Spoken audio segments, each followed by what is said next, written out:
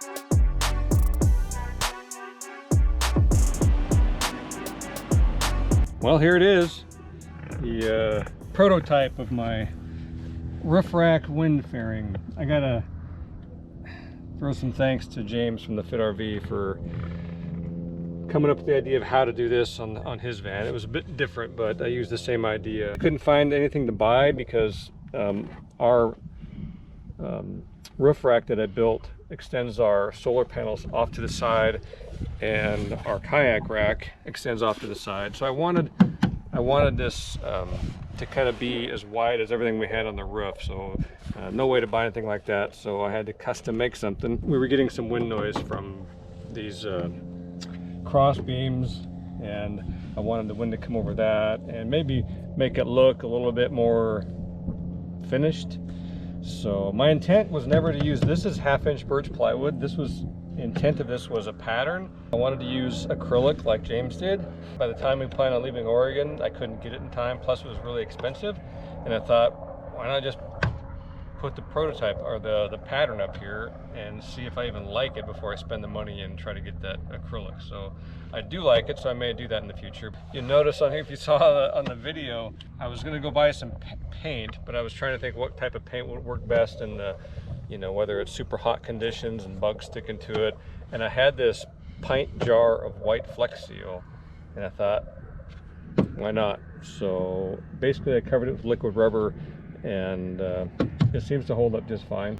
One of the things that James in the Fit RV did was he also used extreme Velcro.